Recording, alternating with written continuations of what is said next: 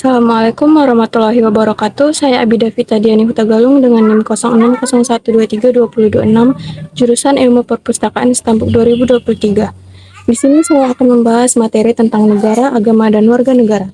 Secara singkat, negara adalah sebuah wilayah yang di dalamnya terdapat sekelompok orang yang menjalankan pemerintahan.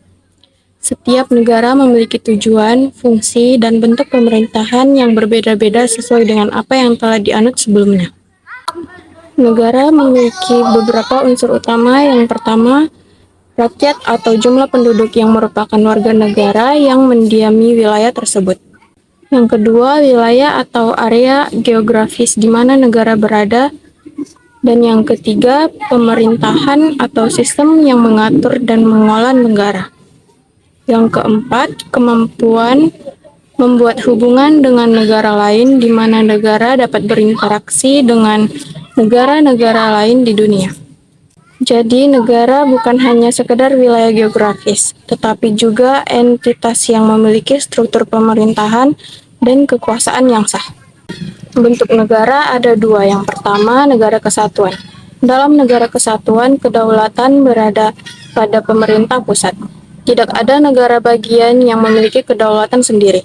Contoh negara kesatuan termasuk Spanyol, Brunei Darussalam, dan Indonesia. Yang kedua, negara serikat atau federal. Negara serikat memiliki kedaulatan yang berasal dari negara bagian sebagian kedaulatan. Sebagian kedaulatan diserahkan kepada negara federal. Contoh negara serikat meliputi Amerika Serikat, India, dan Jerman. Dalam perkembangannya, kajian lama dan panjang tersebut telah melahirkan dialektika dan polarisasi pandangan yang bermayor, berpola, dan tidak banyak berubah, bahkan tidak ada melahirkan pemikiran baru. Seperti yang pertama, pandangan teoraksi merupakan pandangan yang menganggap atau menyatakan bahwa terdapat hubungan yang signifikan antara negara dan agama. Dalam arti kata lain, antara negara dan agama diyakini oleh aliran pandangan ini sebagai dua hal yang tidak bisa dipisahkan. Negara menyatu dengan agama menurut paham ini, karena pemerintahan dijalankan berdasarkan firman-firman Tuhan. Yang kedua, pandangan sekularis, yakni paham sekularis ini banyak berkembang di negara-negara barat. Paham juga menganggap bahwa antara negara dan agama tidak memiliki hubungan satu sama lain. Artinya, paham ini memisahkan dan membedakan antara negara dan agama. Yang ketiga, pandangan komunis. Paham yang berpandangan radikal bahwa hubungan negara dan agama berdasarkan pada filosofi materialisme atau dialektis dan materialisme atau historis. Output dan outcome dari pandangan ini adalah paham etis atau pandangan yang meniadakan Tuhan. Paham komunis ini dengan segala variannya pernah berkembang kuat di negara-negara Eropa Timur seperti Cina dan Cuba. Yang keempat, pandangan moderasi. Paham sintesa antara paham teokrasi dan sekuler. Paham ini beranggapan bahwa antara negara dan agama tidak memiliki hubungan yang diyakini oleh paham teokrasi. Dan paham ini juga tidak sepakat dengan paham sekuler yang memisahkan dan membedakan antara negara dan agama.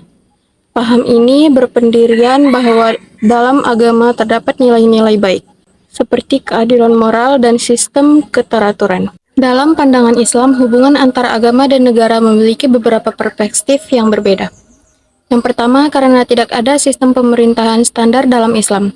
Yang kedua, paradigma negara, dan dalam pemikiran Islam terdapat 3 paradigma negara dalam pemikiran Islam. 1. Paradigma integratif, menekankan kesatuan antara agama dan negara. Yang kedua, paradigma simbiotik, menyatakan bahwa agama dan negara saling melengkapi. Yang ketiga, paradigma sekularistik, memisahkan agama dari urusan negara. Islam menekankan demokratis terkait kebenaran dan keadilan. Yang keempat, eksistensi negara dalam Islam. Akidah Islamiyah, pemerintahan penerapan agama secara menyeluruh dan membutuhkan eksistensi negara. Hubungan antara agama dan negara sangat erat, karena Islam tanpa negara tidak dapat terwujud secara sempurna dalam kehidupan. Yang kelima, aspek ketatanegaraan dan demokrasi.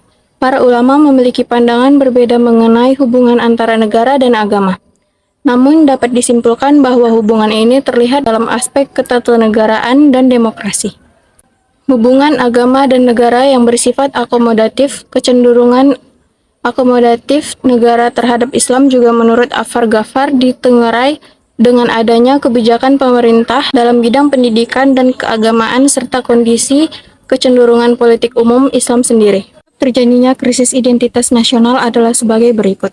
Yang pertama, kepribadian yang lemah. Kepribadian remaja pada masa ini masih berada pada kondisi yang belum sempurna, sehingga tak ayal dibutuhkan suatu manifestasi yang dapat mendukung proses yang dapat membentuk proses ini. Keadaan inilah yang membuat kepribadian remaja lemah, dikarenakan karena adanya pondasi kepribadian kuat yang dimiliki remaja pada masa ini. Lingkungan yang menuntut keadaan sempurna dimiliki oleh remaja. Lingkungan juga berpengaruh terhadap hal ini.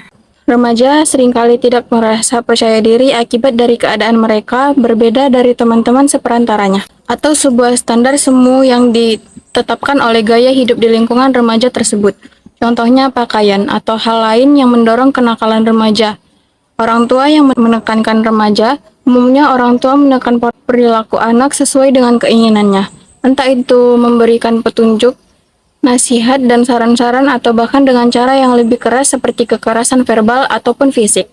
Hal ini justru membuat reaksi perlawanan secara langsung atau tidak langsung dari remaja itu sendiri, yang timbul akibat dari naluri untuk mempertahankan diri. Hal ini juga mendorong anak untuk semakin yakin bahwa melawan orang tua adalah perbuatan yang dibenarkan. Sedikitnya pengetahuan mengenai tanah air sendiri, kurangnya pendidikan serta informasi mengenai tanah air, media massa malah lebih asik memasukkan informasi dari berbagai macam dunia mengenai gaya hidup, kemudian memberikan berita buruk saja mengenai tanah air kita, seperti kasus korupsi dan kriminal lainnya. Hal ini diperparah dengan arus globalisasi yang tidak bisa dikendalikan, membuat wawasan Nusantara para remaja semakin sedikit tertutupi oleh derasnya budaya luar.